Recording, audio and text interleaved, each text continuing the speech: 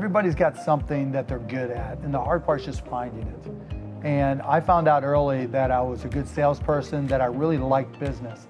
You know, like I like sports. I mean, I read everything I possibly could, played sports as much as I could, just wasn't as good as I wanted to be. And business was the same way. I mean, as long as I could remember, I was buying and selling baseball cards, garbage bags, whatever I could find, stamps to collectors. But I was also reading everything I possibly could about business. And, you know, I was that unusual kid that I'd rather read about Ted Turner than go to the movies. And so I think that created a foundation. And my parents didn't always, my dad used to always say, I don't understand what you're doing, but I'm glad you're doing it. And so I had my ups and downs along the way, of course, but I just think that I just put in the time and was fortunate enough to really get excited about business, and that paid off benefits over the long. If you're going to be great at something, you've got to make the effort to be great at something. Whether it's sports, whether it's physics, math, science, business, whatever it may be, you know, it's not just a natural skill. You've got to learn, and particularly if you're in the technology industry, because it changes every day. You know, when I got started, and you know, after I was a bartender when I first came to Dallas, got into the PC industry, got fired, started my own company, but I learned early on that there was always something new, and most people didn't put in the time to learn it. It's like now with artificial intelligence. Lots of people talk about artificial intelligence. Lots of people talk about machine learning and neural networks. Not a lot of people are putting in the time to take classes or do the tutorials or to learn how to apply it to business, and that's what it takes. And you know, that's just something I've always enjoyed, so that I've been fortunate in. There's nothing that AI won't impact. As big as having been around a while, I saw the impact of PCs, then I saw the impact of local area networks, then I saw the impact of wide area networks, then I saw the impact of the internet, then I saw the impact of mobile, then I saw the impact of wireless. You know, now I'm seeing the impact of artificial intelligence, and it dwarfs any of those things. And if I don't understand how to apply it to my businesses, I mean, I remember selling PCs and software and walking in saying, you don't need to use that pen and paper on a notepad or a ledger pad. Now we're going to give you a spreadsheet, and by the way, here's a spreadsheet that costs $495, and I had to pay to go get trained on how to sell it, which is crazy now when you think about it. But then we said, okay, now you can play what if. Then we said you can connect these PCs. Unless I understood the technology, how was I going to explain it? How was I going to understand it? Unless I understand it now, how am I going to invest in it? You know, then I got to go trust somebody who says, oh yeah, I know AI, and maybe they do, maybe they don't. And it's really easy just to okay, so you figure it out. That's just not my style. I describe myself as a grinder. You know, like we talked about learning, that's a grind, but I love it, you know, and I think I've just learned what I'm good at and learned to focus on those things and try to, you know, utilize those skills to now, you know, not just be an entrepreneur, but probably more often now invest in and help other entrepreneurs. But I think now I've really evolved some of my focus to trying to help disadvantaged entrepreneurs, people who have less opportunity, people of color or disadvantaged LGBTQ type communities, and just opening doors, because I think my experience applies to anybody, right? Any entrepreneur, no matter what you're trying to sell. And I also think that it's a great business opportunity simply because the markets that they want to sell to are underserved. There just aren't as many entrepreneurs, so there's more opportunity. And so I think it makes great business sense as well. The primary problem that we're facing, I think, and everybody's recognizing this, is bipartisanship, right? Everybody's so partisan in their feelings, right? Everybody is so philosophically driven that no one's addressing issues. And so I think we have to get out of politics and actually have action items. You know, we failed to recognize that at some point things change, and you have to let go of old dogmas and old philosophies and just deal with what's in front of you, like in business. And so you know, it's just little simple things that we all know are obvious. We get a budget. You know, the fact that you can be entrepreneurial in this country. There's infrastructure, there's people who have given their lives to create that opportunity for me. And for me, in the current state of things, you have to be able to give back. And for any entrepreneur in here, going out there, busting your butt, being rewarded economically, the most patriotic thing you can do is pay taxes, because, ask not what your country can do for you, but what you can do for your country. And I think you can just go down a long list of action items, but until we start taking action instead of talking about things in general broad brushes, we're gonna have problems. I've gotten to a position now, I think, where I don't need anything from y'all, right? And so if it's, let's just say what's on my mind, as long as I do the work. You can disagree with me, and I like when people disagree with me. I like when it gets public and it becomes a public argument, because people have to bring their A game to disagree. And to me, that's fun, right? I like challenging things. I like being able to look at it.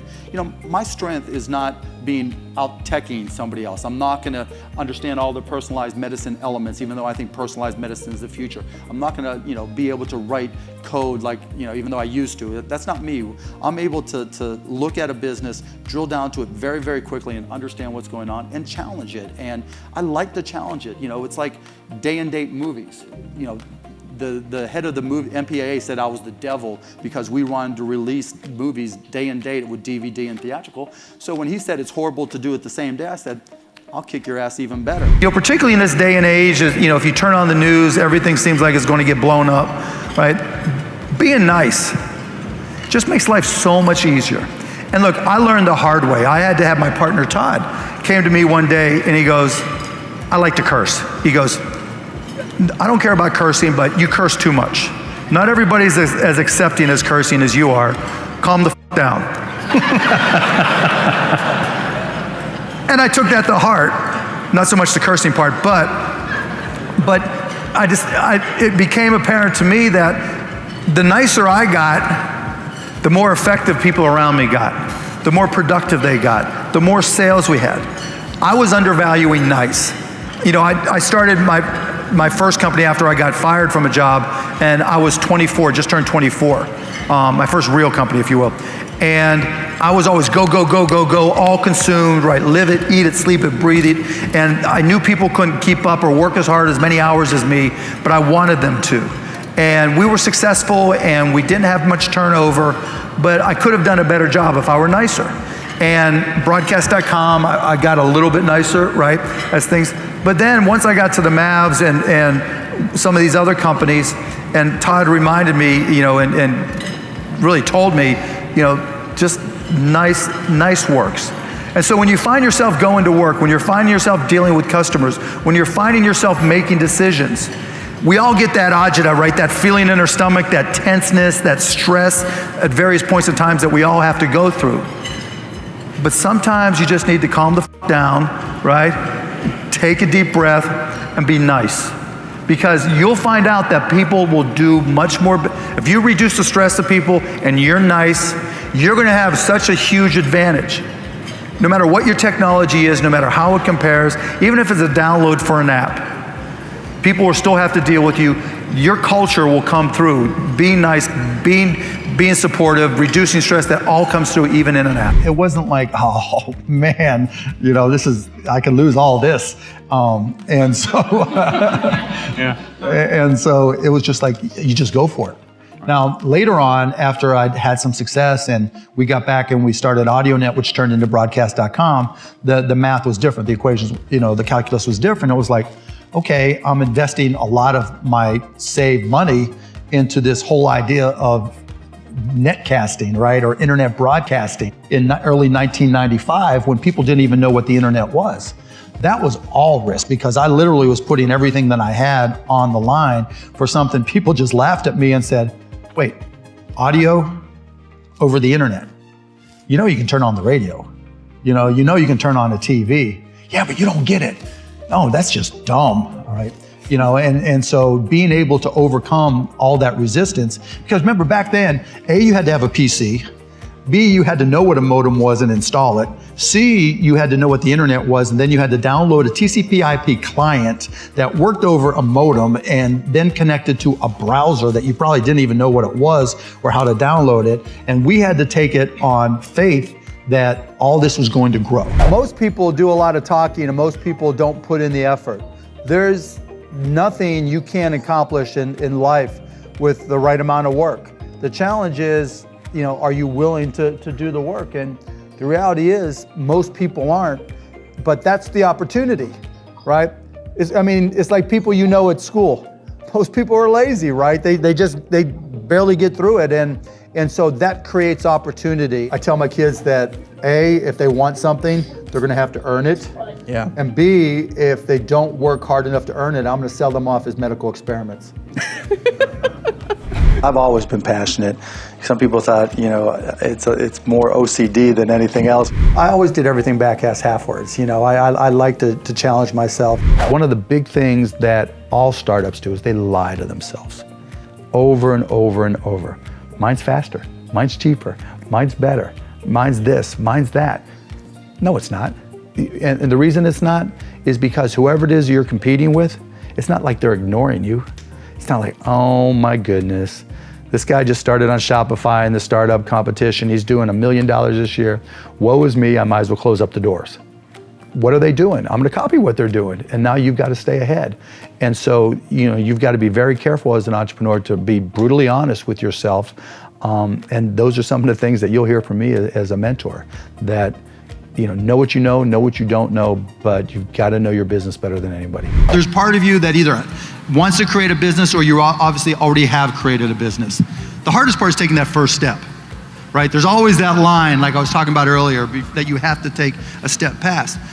But the thing, people always say, well, you're not afraid to start a business. Why aren't you? It's terrifying, or, it scares me to do it.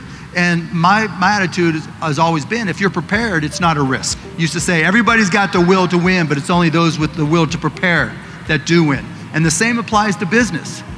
We've all seen our friends go out there and just wing it. It's my passion. We're all passionate about something. I'm passionate about basketball. It doesn't make me an NBA player, right? It's not just about passion. It's not just about saying I'm doing it. It's not even about incorporating. It's not about the idea. It's about, are you prepared and are you willing to do the work? You just have to try different things, and even if 99% of them fail, you only have to be right one time. You don't have to figure it all out in advance. You can be wrong, you could pick the wrong career, you can pick the wrong job, you can pick the wrong spouse, you can pick the wrong whatever. But you get it right one time, you're set. But if you don't try, and if you don't go out there and try all those different things, you'll never get that one time. And so it's not a question of, okay, how much different stuff do I do, or how many different things should you try? Try them all. Try them all until you find the one you like. And then it's like, it gets really easy, because even when shit's up, you're on a mission. You're loving what you do, and then it gets easy. And so that's just the approach I've always tried to instill in people who work for me and myself. And I would say to people back in 1995, look, if you don't understand the internet, you're not going to be able to do business. And now that's just blocking and tackling. It seems obvious. Back then it wasn't. Right? I could even take you further back to my first company. What we did, it was a company called Micro Solutions, and we did local area networks and wide area networks. And I used to walk into companies and say, you're gonna have to hook these PCs together at some point. That'll make you more productive, more effective, give you a competitive advantage. And people are like, nah, I'll just carry this floppy from this PC to that PC. You don't have to be an expert and be able to put together your own neural network. You don't have to know what weights and biases are. But you have to have more than just a cursory understanding. Just like you have to know the difference between, different types of websites, and you have to understand e-commerce if you're in e-commerce. You have to have a cursory understanding of how apps work. You're gonna have to have at least, if not more, a cursory understanding of artificial intelligence, because it will change everything we do. And if the internet was 10x in terms of change to business, artificial intelligence will be 100x or more. Don't think to yourself, I'm not technical enough, or I'm not gonna get this, or I don't get into this, or it's too much. Try it. Get as far as you can, because it's like doing a basic website and a little bit of HTML. Just having done that, you feel smarter and you feel a little bit more confident about this. I don't want to be an alarmist, but I'm trying to scare the hell out of you because it's important. Lots of companies come in and say, I have a great idea, or I have a company and we've got some sales, but we only need to do this and we only need to do that. And you talk to them and you talk to the entrepreneur, and I'm like, why aren't you selling? This is your whole company. There's never been a company in the history of companies to survive without sales. And so I think, now as more and more people watch Shark Tank, they're seeing it, but if you can't sell, if it's your company and you can't sell, you're not going to be in business long, particularly when you're starting up and it's just you. And sales is not something you can give to somebody else and say, okay, I'm just going to hire salespeople. What I advise people, when I sat down to make a decision, my goal always was, I wanted to retire by the time I was 35, right? Period, end of story. And I sold my first company, Micro Solutions, and I was going to be willing to live like a student. I was 20, I just turned 30, I guess. And I bought a lifetime pass in American Airlines and just partied like a rock star. I was getting up with as many people as I possibly could and going to as many countries as much as I could and loving life. And that was my goal, right? And then came back and started buying and selling stocks, made another $25 million, whatever, crushing it. Then we started AudioNet, and I financed it out of my pocket till we got big enough where we wanted strategics. And again, on one hand, we were doing 1 million people a day coming in doing multimedia in 1998. 1999. We were doing, when we sold to Yahoo, our last quarter, I think we did 23 million in revenue in $1999, right? So on the internet. On the internet, yeah, right. All just on the internet, right? Those are people paying you to do webcasts. Yeah, I mean, it's shocking the things that we created back then that if I would have patented, it would have been a different world. Pre-roll ads, we started that. Pop-up ads, we called them guaranteed click-through, we started that. Multicast distribution, all kinds of stuff, different ways of connecting servers, writing software around, all kinds of shit. But in my mind, it wasn't about, I wanted to create this huge company. I remember telling our employees, we're gonna change, I want to be the next Ted Turner. I want to just change television. I want to change media. I want all media to be driven online, that it's going to be crazy to think that there aren't going to be more choices online than there are TV. People are going to upload user-generated content, and that's going to change the world, and not the world, the country. I wasn't thinking that big. But more important to me then was my personal freedom, right? The one thing my dad has always driven to me, the one thing you can't own is time. And the one thing you can't get back is time. And while the part of me wanted an amazing world-class company, a bigger part of me just wanted to see the world, and just experience the world and just love life and just enjoy life. And that was more important to me. And that's what the money enabled. And that's why that's why I hedged my stock. I didn't need more, I just wanted more time. Because that was everything to me. And so when I talk to entrepreneurs, you have to make a decision what's important to you. Time to go out and do whatever, be whoever you are, help whoever you want to help, raise your family, whatever it is, or do you want to create a world-class company? What is your goal? And you have to understand your goals, and there should always be a price. If it is about selling at some point, what's the price? We all are entrepreneurs or wonder if we're entrepreneurs at heart. We all have that idea inside of us. We've all been through it. Oh, I got this idea. It's a great idea. And you get all excited. You get that feeling in your stomach, right? And then you go to Google and you Google, oh, there's nobody else doing this. Ah! Then you call your friends. You go, what do you think? What do you think? Oh, that is really cool. I'd buy one. And then most people stop. What's for dinner? But some people, they found their way to turn those into companies, and they found their way onto Shark Tank. And we got to see examples of people from any little town and anywhere in the country with backgrounds that weren't from some big Ivy League school. Maybe you didn't go to college at all. Maybe it was their last dollar and they started it up and they were desperate to get an investment, but they started it. And we showed examples of people who were willing to take that first step and start that company and where it could go. And I think that really, and to this day, really excites people and encourages them and really shows them that there can be an upside. And on the flip side, there can be failure too. And so you have to be realistic about what can happen. If you just spend the time to learn, whatever it is, well, you're competing with people who are having to do the exact same thing. And by reading the manual, by investing the time to try to get up front on technology, you can be ahead of the curve because most people won't put in the effort. Some people might say, entrepreneurship is dead, and people aren't starting new businesses, and this tax rate or that tax rate is going to impact. No, when someone has the fire in their belly to go out and do something, and they're willing to take that step to start a company, they're going to do it. But one of the biggest traps every entrepreneur falls into, including myself, is we lie to ourselves. Yeah, I can do it. Yeah, I can do it. Yeah, I can do it. And then it comes down to it. Oh, this is one exception. Yeah, I can do it. Or I'll just adjust. And you've got to be brutally honest with yourself and say, what's my competition doing? And I'm a big believer, you've got to work like there's somebody trying to take it all away from you, because there is.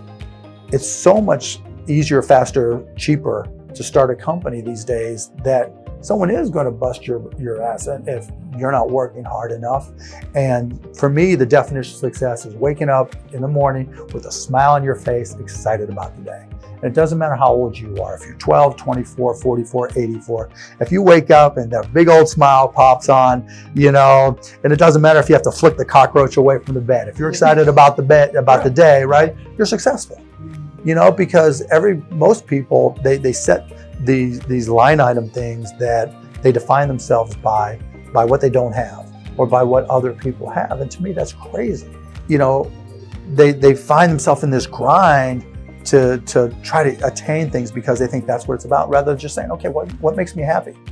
You know, when I sold my first company and I retired, it wasn't like I was going to live some lavish lifestyle. You know, I was still going to live in an apartment or live in a house where, you know, I was going to live like a student, basically, and I was fine with that.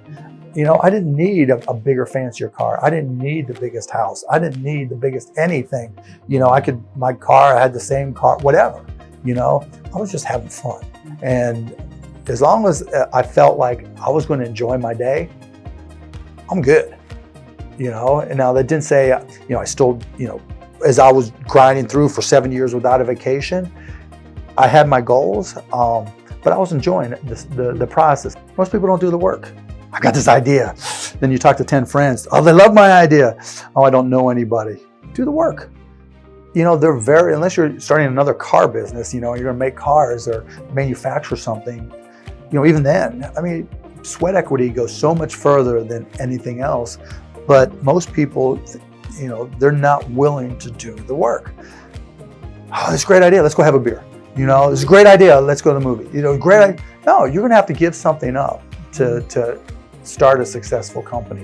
It just doesn't come to you. You've got to go get it. You've got to put in the time.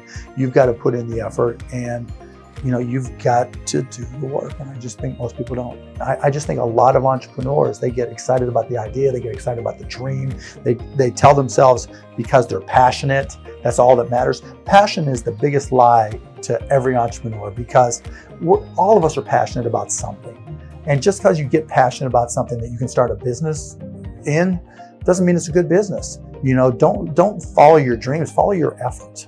You know, you'll find that the harder you work at something, the better you are. The better you are, the better chance you have of success.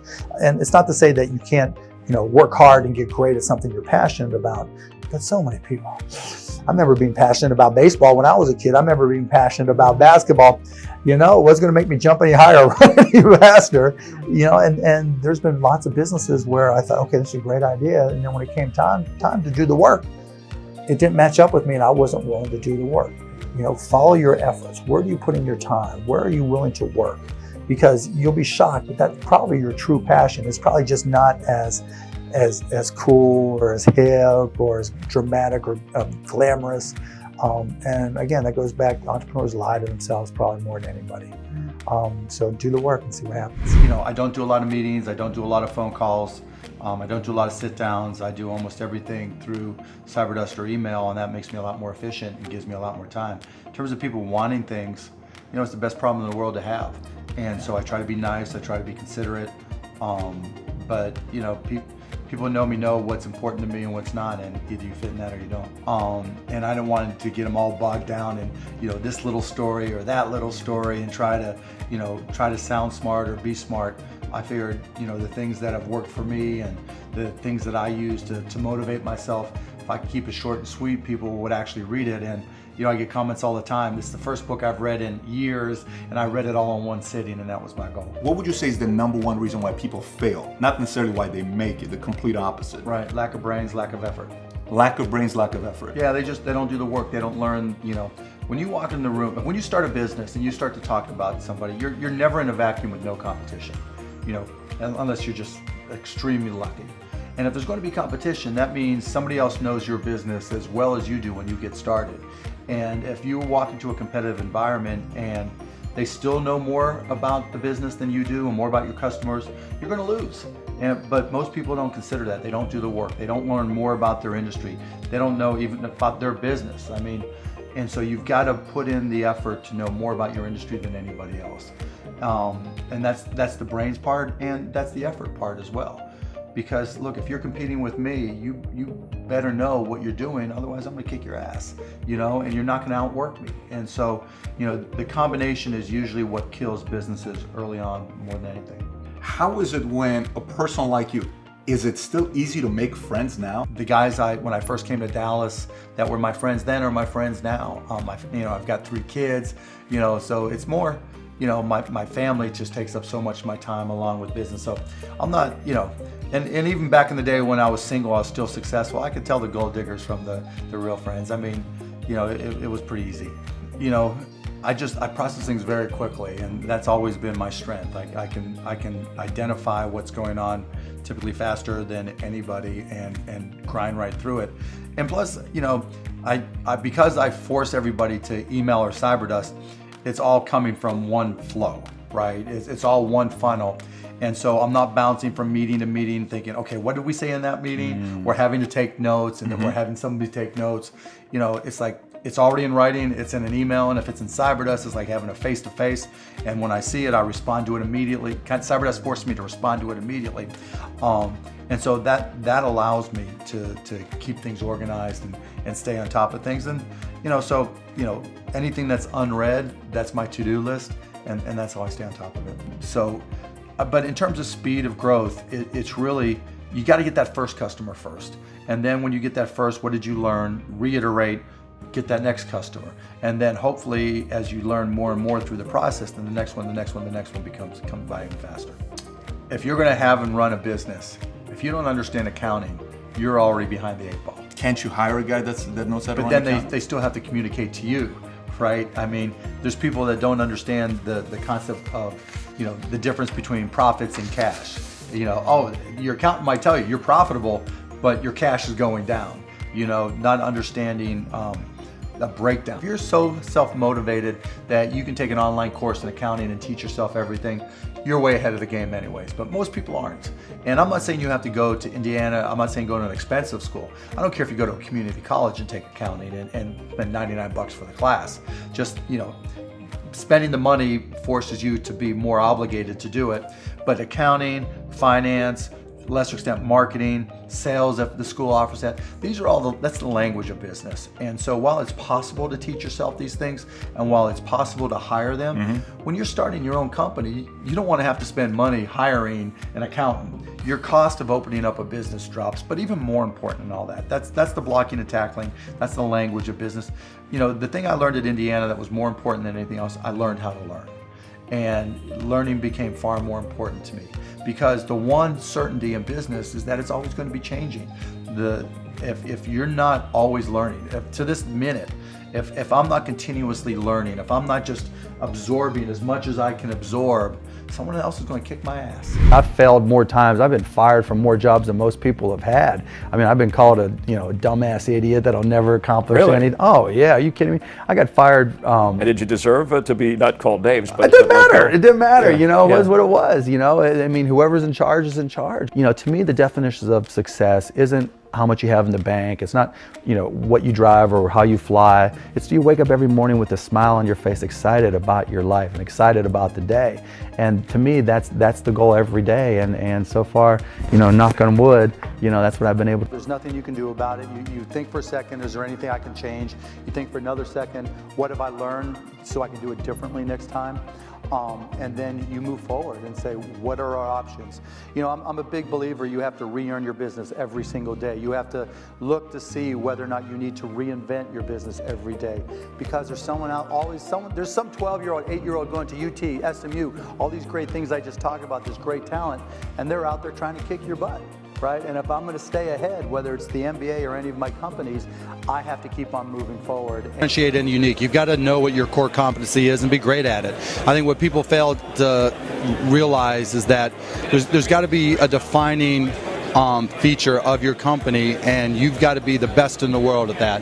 Whatever industry you're in, if you don't know more about it than anybody else in the world, whoever those other people are that know more are going to kick your ass. To be very self-aware, I try to know what I'm good at and what I'm bad at. I try to have smart people around me all the time, and I cross my fingers. You know, there's just some decisions that, you know, you just have to trust yourself. And let me also add, preparation is everything. You know, people have always said, oh, you're such a huge risk taker. I never take risks. You know, any business I've ever started, I've always felt like I've done my homework, I've done the preparation. This isn't a risk. Personally, I think every time is the perfect time to start a business. There's no bad times. If you do the work, if you do the preparation, you'll know when it's time. And it doesn't mean that it won't be a little bit scary, but you know, you'll know. And you don't have to quit the daytime job if you don't feel all that comfortable, and you can give it a run at night. But whatever works for you now with the internet, you've got all the choices in the world, and you can just go out there and do your own thing and you know, set up a business part-time. Companies do, or startups do, they come up with an idea, they'll Google it, and if they don't see it in the first 2 pages, they think it's original. You've got to go back, right? Because over the past 15 years, there's so many different businesses that have tried and failed. You have to go back and find those and learn from those. So you've got to understand all the implications, and you have to learn from history. And so the best advice I can give you on a video before talking to you or emailing with you is that you've got to find out the history of people who have tried your idea, because there's a 99.99999% chance that your idea has been tried before. That's not a good reason not to start it, because you might be able to outperform them, but you better learn from the history of your idea, because you know what they say about people who don't learn from history. Income inequality, right? Improving the ability for companies to raise capital through IPOs. I think that'll have a big impact on the market. You've touched that on Inc. You said that on the Inc. as well. So let's talk about income inequality. Let's just do that one. So how do you do that? So right now, let's just say you're making $35,000 a year, and you're clearing $1,500 a month after taxes. Okay. And you live like a student. I don't care if you're 30, 40, 50, whatever. Sure. You're living like a student, and you're able to save $500 a month. Okay, or you're staying at home, you're living at home, right, with your 80-year-old parents, right, and you're 50 years old. There's a lot of that right now. Yeah, unfortunately. And so you're saving $6,000 a month, right? Well, right now with interest rates near zero, $6,000 a year, or $6,000 a year, right. So you're saving $6,000 a year, $500 a month, which is amazing. That's what every Republican wants you to do. That's what every Democrat wants you to do. Try to control your own destiny. Now you put it in the bank, or do you put it in stocks? No one trusts the stock market. No one really knows what they're doing, right? No, you put it into a fund. But the problem is, if you put it into a fund, because you're not making a lot of money, if the dishwasher breaks, right, you get penalized for taking that money out. So we're in a situation right now where if you put that money into the bank, which is really only the safe way, you know, $6,000 a year, in a year you'll have $6,060.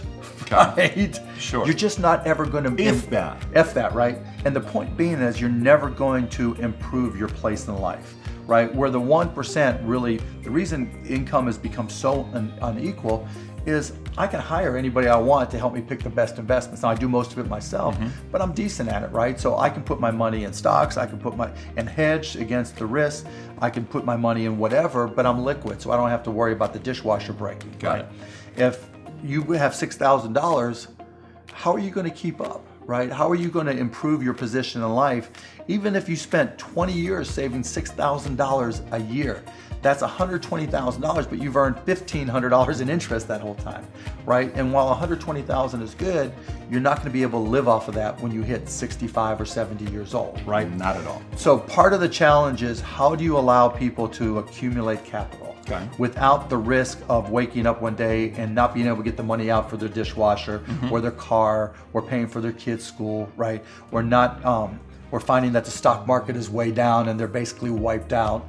And so to me, that's the first thing to address. And so I think, you know, one way is the Federal Reserve. I don't think you mess with the Federal Reserve, but I think you come up with savings certificates, savings bonds that literally pay a little bit more, that allow people to save for their future, because I think that helps people protect their future.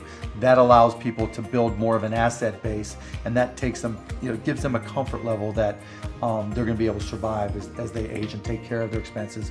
And maybe then then maybe they can buy a house. You save up enough money, earn enough in interest or whatever it may be to buy a house. But you just, it's not so much pulling the top down as in bringing the bottom up. And then I would also increase the minimum wage. And the way there's a couple different ways to look at it. But in my mind, like this past December, we gave everybody here a raise to a minimum of $10 an hour. And the reason I did it is I found out there were people that worked for me that were on government assistance in one way or another. It might be a program, but I hate the idea that I'm subsidizing somebody, the fact that I'm not paying enough, everybody's taxes is subsidizing this person's life. What does it take to pay for all the services we as a country feel are legit for our citizens, whether it's healthcare, security, whatever it may be, and what's the best way to do that? And I literally, rather than saying, here's 30 programs you have to sign up for, and here's all the overhead associated with managing those services and monitoring and checking for fraud, here's the check.